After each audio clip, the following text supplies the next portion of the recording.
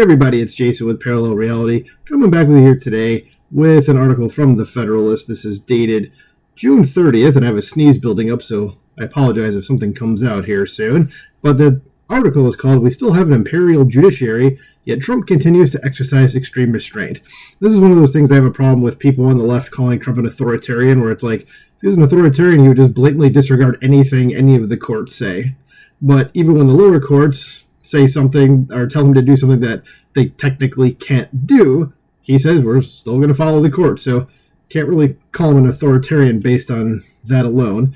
And we're going to go ahead and get into this article here. Let's skip down. It says, what the judges have yet to appreciate is that their own lawlessness is destroying the reputation of the courts. Yes, that is, of course, something that has to be kept in mind as well. Into the article we go. It says, everyone from the president on down is bound by law. That goes for judges too. The Supreme Court declared last week in holding several lower court judges erred in entering nationwide injunctions in the lawsuit challenging Donald Trump's birthright citizenship executive order. The Supreme Court's Friday decision in Trump versus Casa Inc. represents the High Court's most recent check on what it branded an Imperial Judiciary. Yet, there appears to be no end in sight to the lower court's entry of lawless injunctions against the Trump administration. And I think this article maybe came out before, once this judgment came down, there was, I can't remember who it was. It might have even been the ACLU filed another stay for something, and I can't remember exactly what. I apologize. I wonder if this article is going to go into it, but I think it came out, like I said, before that happened, even though the ACLU filed their lawsuit like minutes after the Supreme Court judgment came down. But anyway, let's keep going. Maybe it'll get into it. It says the Supreme Court, or more specifically, Chief Justice John Roberts, holds much blame for enabling this coup by court. Early on during the second Trump administration, when single district court judges began crowning themselves kings or queens of the Constitution, rather than forcefully halt the lawlessness of the lower courts, Justice Roberts led the High Court in providing gentle corrections. Consider, for instance, the injunction entered Department of State v. AIDS Vaccine Advocacy Coalition. In that case, several American businesses and nonprofits which received grants from the State Department and USAID sued the Trump administration, claiming the temporary pause of funding was unlawful. A district court judge entered an injunction ordering the Trump administration to halt its pause. Then, when payments didn't restart fast enough for the judge's liking, he ordered the government to pay out approximately $2 billion in taxpayer funds within 36 hours. The Trump administration sought a stay from the Supreme Court, arguing the lower court lacked jurisdiction to order the government to pay grants. Chief Justice Roberts entered an administrative stay, but then after the 36-hour deadline to pay the grants expired, rather than make clear there was no jurisdiction, the court noted that since the deadline had passed, there was no need to address the challenged order. The Supreme Court, however, also told the lower court to clarify what obligations the government must fulfill to ensure compliance with the temporary restraining order, with due regard for the feasibility of any compliance, timeliness, and implicit rebuke of its earlier injunction. Says Justice Samuel Alito, joined by three other justices, dissented from this punt, writing, does a single district court judge who likely lacks jurisdiction have the unchecked power to compel the government of the United States to pay out, and probably lose forever, $2 billion taxpayer dollars? The answer to that question should be an emphatic no, but a majority of this court apparently thinks otherwise. I am stunned. And Alito continues to be, next to Clarence Thomas, the most based member of the Supreme Court. It says elections have consequences, and so do judicial opinions.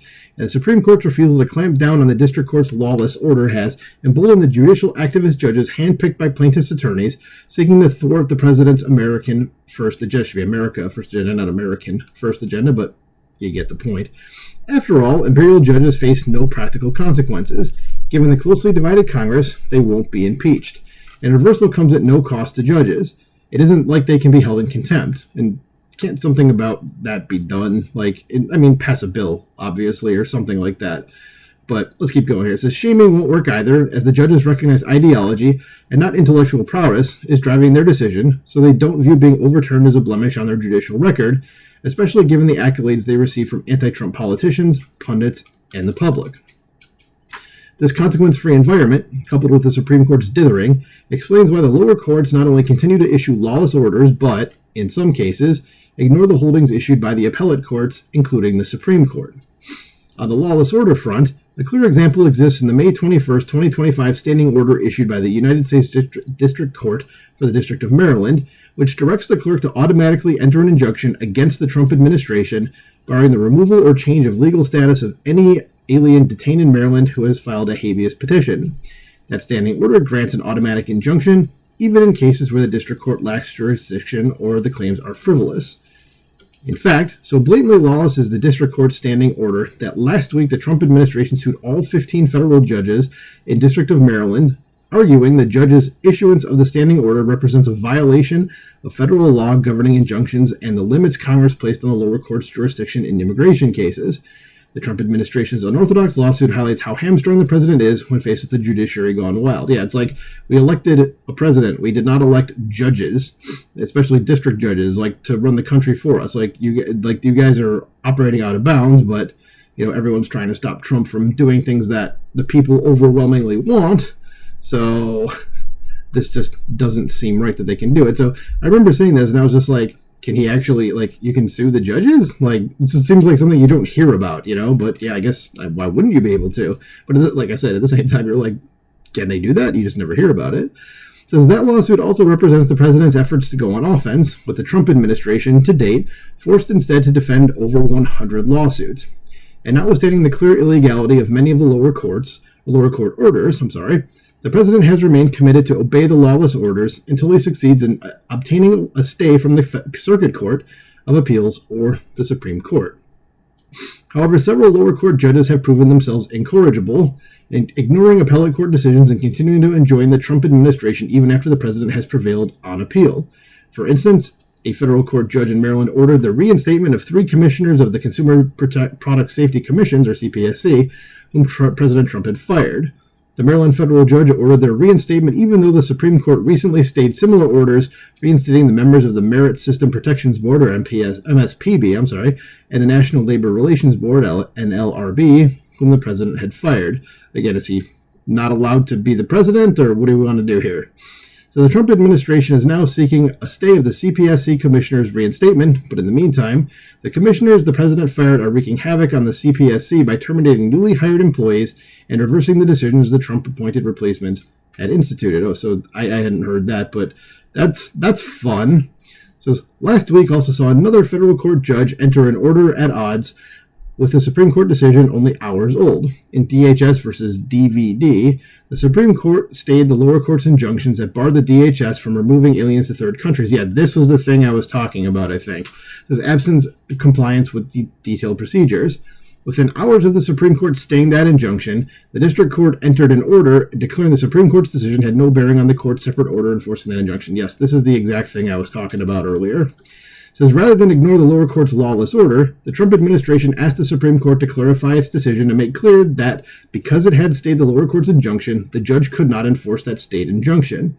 It's been nearly a week and the Supreme Court has yet to rule on the president's motion, leaving the Trump administration unable to remove the illegal aliens covered by the district court's order to third countries without risking contempt. So again, for the people that saying Trump's an authoritarian, I bring you example A, and that's the only example I need to prove that he is nothing of the sort. It says, while the president has gone to great lengths to obey even the most outrageous lower court decisions, several district courts have nonetheless found the Trump administration has violated various orders.